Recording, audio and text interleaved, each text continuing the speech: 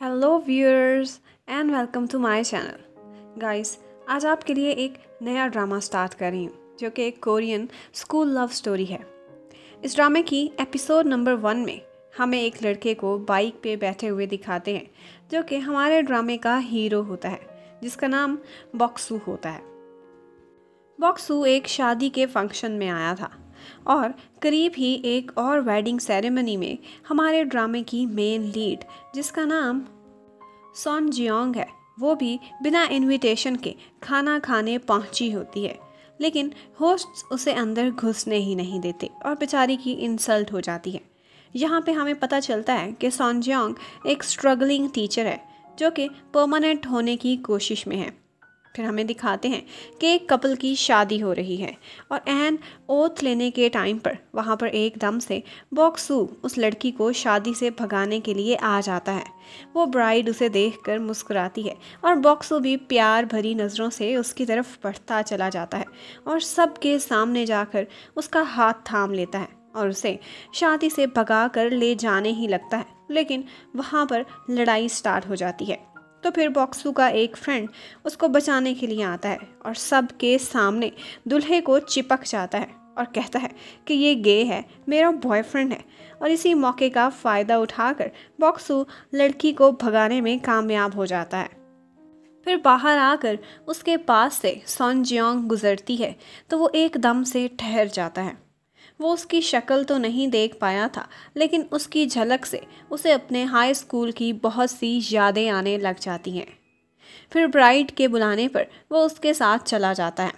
फिर वो लोग एक वैन में बैठ जाते हैं जहाँ पर हमें पता चलता है कि बॉक्सू एक प्रोफेशनल कॉन्ट्रैक्टर है जो कि लोगों से पैसे लेकर उनका बॉयफ्रेंड प्रिटेंड करता है और उन्हें शादियों से भगाता भी है। फिर उस ब्राइड को एक जगह उतार कर वो लोग अपने पार्टनर को पिक करते हैं। इस काम में बॉक्सू के 2 और पार्टनर्स भी होते हैं।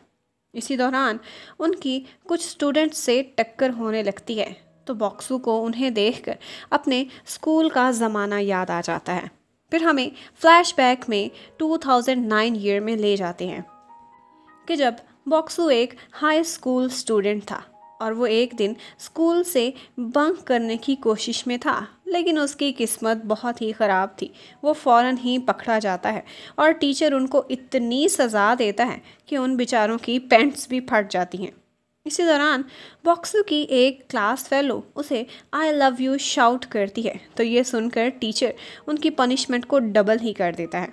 फिर हमें दिखाते हैं कि सॉन जियोंग भी बॉक्सू की क्लास में ही पढ़ती है और फिर क्लास में टीचर आकर उनको उनके टेस्ट्स का रिज़ल्ट बताता है तो सॉन जियोंग ने टॉप किया था और बॉक्सू लास्ट आया था।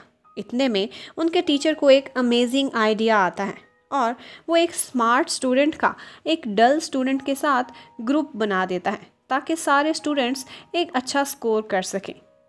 और वो ये भी कहता है कि जिस ग्रुप ने सबसे अच्छी प्रोग्रेस दिखाई उनको प्रैक्टिकल में फुल मार्क्स दिए जाएंगे। सॉन जियोंग का मूड तब खराब हो जाता है जब उसे पता चलता है कि उसका ग्रुप क्लास के सबसे नालायक लड़के बॉक्सू के साथ बना है। लेकिन वो दिल पर पत्थर रख कर उसके पास जाती है और टाइम टेबल स्टडी का बनाने के लिए कहती है। लेकिन बॉक्सू को तो पढ़ने का शौक़ ही नहीं था। वो हर दफ़ा कोई ना कोई बहाना बना देता था। वो कभी सोता रहता था तो कभी बास्केटबॉल खेलने चला जाता था, कभी कोई और बहाना लगा देता था। सॉन जियोंग उसके पीछे भाग भाग के थक गई थी, लेकिन वो हाथ ही नहीं आता था। सॉन जियोंग को परफेक्ट मार्क्स लेने थे, इसलिए वो तो डिप्रेशन का ही शिकार हो गई थी। फिर एक दिन वो उसे बहुत मुश्किलों से छत पर लेकर जाती है और बड़े ही रोमांटिक स्टाइल से उसे अपनी तरफ पुल करके उसे दीवार के साथ लगा देती है और फिर उसको एक टीचर की तरह डांटती है और डरा धमका के उसे होमवर्क करने को कहती है। उसके इस भाषण का थोड़ा बहुत बॉक्सू पर असर हो ही जाता है। उधर बॉक्सू जब घर पर पढ़ाई कर रहा होता है तो उसके सारे घर वाले हैरान हो जाते हैं और सोचते हैं कि कहीं इसकी तबीयत तो नहीं ख़राब हो गई। फिर अगले दिन बॉक्सू अपना होमवर्क कंप्लीट करके सॉन जियोंग को दिखाता है तो वो उसकी तरफ एक स्वीट सी स्माइल पास करती है, जिसकी वजह से बॉक्सू को कुछ होने लगता है। फिर अगले सीन में सन जियोंग बैठकर बॉक्सू का होमवर्क चेक कर रही होती है। तो वो सोचती है कि ऊपर वाले ने बॉक्सू को शक्ल तो बहुत प्यारी दी है लेकिन अकल नहीं दी। फिर सन जियोंग देखती है कि करीब ही कुछ लड़के एक स्टूडेंट को बुली कर रहे होते हैं। इतने में वहाँ पर बॉक्सू भी आ जाता है और वो उन बुली बॉयज़ को मार मार कर उनका भुरकस निकाल देता है। इसी फाइट के दौरान उसका अपना पाँव भी मुड़ जाता है। ये सब कुछ सन जियोंग भी देख लेती है। फिर बॉक्सू अपनी मोच को छुपाकर उन तीनों को भाषण देना स्टार्ट कर देता है और उनको कहता है कि मुझे ये मार धाड़ पसंद नहीं, बिल्कुल इब्राहिम लिंकन की तरह। और फिर उनसे पूछता है कि पता है ना कि वो कहाँ का लीडर है। तो आगे से वो भी उससे भी ज़्यादा नालायक थे और कहते हैं कि वो एक ग्रेट इंडियन था। तो वो आगे से बॉक्सू कहता है हाँ बिल्कुल सही, वही मेरा आइडियल है। इतने में ऊपर से टीचर आ जाता है और बॉक्सू की अच्छी तरह पिटाई लगाता है। तो आगे से बॉक्सू अपने टीचर को कहता है कि आप हमेशा पुलिस की तरह फाइट सीन ख़त्म होने के बाद क्यों आते हो, और इसकी इस डायलॉग बाजी पर उसे और भी मार पड़ती है। फिर अगले दिन उन लोगों की फ़िज़िकल असेसमेंट का डे था। उन लोगों ने ग्रुप्स में लेग को टाई करके रेस लगानी थी। फिर सन जियोंग उसे धमकी देती है कि अगर तुम हारे तो मेरे पॉइंट्स भी लूज़ हो जाएंगे और मैं तुम्हें ज़िंदा नहीं छोड़ूंगी। रेस के दौरान बॉक्सू बेचारे के पैर की चोट उसे बहुत तकलीफ़ देती है और वो अपने साथ सन जियोंग को भी लेकर गिर जाता है। सन जियोंग को तो हारना कबूल ही नहीं था।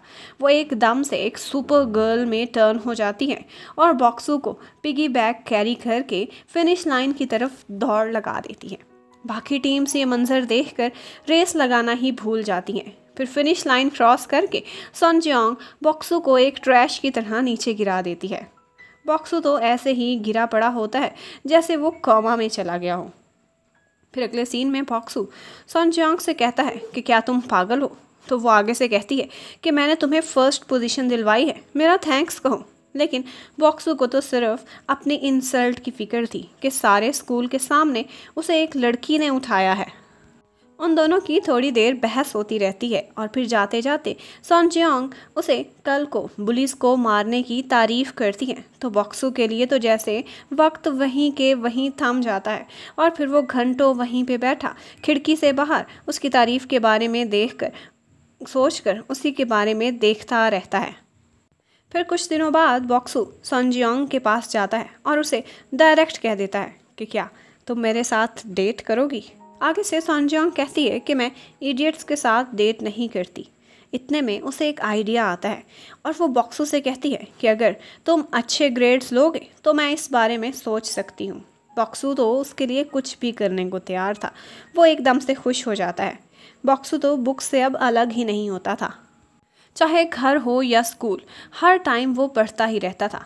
उसका होमवर्क चेक करते हुए सन जियोंग भी हैरान रह जाती है कि वो इतनी प्रोग्रेस कैसे कर रहा है। फिर वो लोग इकट्ठे पढ़ा भी करते थे, स्टडीज़ में एक दूसरे की हेल्प भी करते थे। फिर एक दिन वो दोनों इकट्ठे खाना खाने गए तो बॉक्सू ये देखकर हैरान रह गया कि सन जियोंग तो इतना ज़्यादा खाना खाती है और डबल डबल सर्विंग मंगवाती है। बॉक्सू की फैमिली भी उन्हें इकट्ठे देखते हैं और सोचते हैं कि लगता है हमारा बॉक्सू बड़ा हो गया है। फिर एक दिन उनका टेस्ट का डे आता है और बॉक्सू का ध्यान तो सिर्फ और सिर्फ सन जियोंग पर था। फिर एग्ज़ाम्स के बाद एक दफ़ा बॉक्सू सन जियोंग से मिलने के लिए जाता है। वो उसे अपने रिजल्ट्स दिखाना चाहता था तो वो देखता है कि वो थक के सो गई थी। उस टाइम पे वो बहुत ही क्यूट लग रही थी। बॉक्सू वहाँ पर उसे धूप से कवर भी करता है और कितनी देर खड़ा उसे देखता रहता है। इतने में सन जियोंग उठ जाती है और वो दोनों शर्मा जाते हैं। फिर बॉक्सू सन जियोंग को बाइक पर ड्रॉप करने के लिए जाता है। सन जियोंग बाइक पर बैठे बैठे उसे कस के पकड़ लेती है तो बॉक्सू की खुशी देखने वाली होती है। फिर वो दोनों इकट्ठे बातें करते हैं तो सन जियोंग उससे टेस्ट्स का रिज़ल्ट मांगती है। तो बॉक्सू पहले तो एकदम से घबराने की एक्टिंग करता है और फिर उसको सरप्राइज़ देता है कि उसने इस रिज़ल्ट में काफ़ी ज़्यादा प्रोग्रेस की थी। फिर बॉक्सू सन जियोंग से पूछता है कि तुम्हारा लाइफ में क्या ड्रीम है। तो आगे से सन जियोंग कहती है कि मैंने अभी कोई प्लान्स ही नहीं किए। तो बॉक्सू उसे कहता है कि तुम एक अच्छी टीचर बन सकती हो और फिर वो अपना भी बताता है कि मेरा तो एक ही ड्रीम है कि मैं सन सो जियोंग का बॉयफ्रेंड बनना चाहता हूँ। उसके बाद हमें प्रेजेंट का सीन दिखाते हैं कि सन जियोंग एक टीचर बन गई है और उसका एक स्टूडेंट उससे मिलने के लिए आया है। दरअसल उस स्टूडेंट को डर था कि उसे स्कूल से किक आउट कर दिया जाएगा और उसकी दुख भरी कहानी सुन के सन जियोंग को अपनी प्रॉब्लम्स याद आने लगती हैं कि वो भी किसी दिन स्कूल से निकाली जाएगी क्योंकि वो परमानेंट नहीं थी। यहाँ पर हमें पता चलता है कि सन जियोंग के हालात आजकल काफ़ी ख़राब थे। उसने 3 महीने से स्कूल का कैंटीन का बिल भी नहीं दिया था। फिर अगले सीन में दिखाते हैं कि सन जियोंग को एडमिनिस्ट्रेशन ऑफिस की तरफ से कोई ऑफ़र करता है कि ब्राइब के बदले तुम्हें परमानेंट किया जा सकता है। इस बात पर सन जियोंग को गुस्सा आ जाता है और वो पुलिस को रिपोर्ट करने का कहती है, लेकिन आगे से उसे ये सुनने को मिलता है कि तुम्हारे इसी एटीट्यूड की वजह से तुम परमानेंट नहीं हो सकती। एट लास्ट सन जियोंग काफ़ी सोचने के बाद ब्राइब दे ही देती है। फिर अगले दिन वो बहुत खुश स्कूल जाती है क्योंकि उसे लगता था कि अब वो परमानेंट होने वाली है। लेकिन उसकी लाइफ तब अपसाइड डाउन हो जाती है जब स्कूल में अनाउंसमेंट होती है कि जिस आदमी को उसने रिश्वत दी थी वो आदमी स्कूल के कुछ अकाउंट्स में घपले करके भाग गया है। सन जियोंग उसे बार बार फ़ोन करती है लेकिन उस आदमी का नंबर ही बंद जाता है। फिर हमें दिखाते हैं कि उनके स्कूल में स्टूडेंट्स के साथ काफ़ी डिस्क्रिमिनेशन की जाती है। टॉप स्टूडेंट्स को लग्जरीज और एक्स्ट्रा क्लासरूम्स मिलते हैं ताकि कंपटीशन बढ़े और इसी वजह से एक स्टूडेंट जिसका नाम यंग मिन था वो इस कंपटीशन की वजह से डिप्रेशन का शिकार हो गया था। इवन कि वो सुसाइड के बारे में भी सोचने लगा था और यही बात वो सोशल मीडिया पर पोस्ट करके फिर डिसअपीयर हो गया था। इसकी वजह से काफ़ी फस क्रिएट हो गया था और ये बात न्यूज़ में भी आने लगी थी। सन जियोंग को उसकी काफ़ी फिक्र थी। वो पर्सनली उसे जगह जगह जाकर तलाश करती हैं। इतने में सो जियोंग को उसका मैसेज आता है कि मैं मरना चाहता हूँ। तो आगे से सो जियोंग उसे रिप्लाई करती है कि मेरी लाइफ भी बहुत टेरिबल है, मैं भी मरना चाहती हूँ, रुको रुको मुझे भी बताओ तुम कहाँ हो, हम इकट्ठे सुसाइड करते हैं। इस तरह से वो स्टूडेंट को बहलाकर उसकी लोकेशन पता कर लेती है और फिर वो उससे मिलने के लिए जाती है। वो एक ब्रिज के सामने खड़ा सुसाइड के लिए तैयार था। दूसरी तरफ दिखाते हैं कि बॉक्सू अपनी ड्यूटी पर लगा हुआ है और उसी ब्रिज के करीब ही एक लड़की को उसके बॉयफ्रेंड के कहने पर उसे ब्रेकअप करने की न्यूज़ देने गया था। दूसरी तरफ सन जियोंग अपने स्टूडेंट को इकट्ठे सुसाइड करने के लिए कहती है और फिर सुसाइड की तकलीफ़ से साथ साथ उसे डराती भी है और ऐसा खौफनाक नक्शा खींचती है कि वो स्टूडेंट मौत से बहुत ज़्यादा डर जाता है और फिर वो ब्रिज के ऊपर खड़ी हो जाती है और कहती है कि बस चलो अब मरते हैं। लेकिन वो स्टूडेंट उसे रो धो के रोक देता है तो वो रुक जाती है और उसे समझाती है कि ज़िंदगी में ऐसे जज्बाती फ़ैसले नहीं करते। इतने में उसका फ़ोन ब्रिज से नीचे गिरने लगता है तो उसे पकड़ते पकड़ते वो खुद ही ब्रिज से नीचे गिरने लगती है। स्टूडेंट उसे बचाने की बहुत कोशिश करता है और उसको बचाते बचाते वो स्टूडेंट खुद भी साथ ही पानी में गिर जाता है। उसी रिवर के पास ही बॉक्सू खड़ा उस लड़की से थप्पड़ खा रहा होता है जिसके बॉयफ्रेंड ने उसे ब्रेकअप का मैसेज देकर भेजा था। फिर सारे लोग देखते हैं कि वहाँ पर 2 लोग पानी में डूब रहे हैं। वो लड़की बॉक्सू को उन लोगों को बचाने के लिए पैसों की ऑफ़र करती है तो वो जल्दी से भागकर पानी में कूद जाता है। यंग मिन को तैरना आता था, वो तो बच जाता है, लेकिन सन जियोंग को पानी में तैरना नहीं आता था और वो बेचारी डूबती चली जाती है।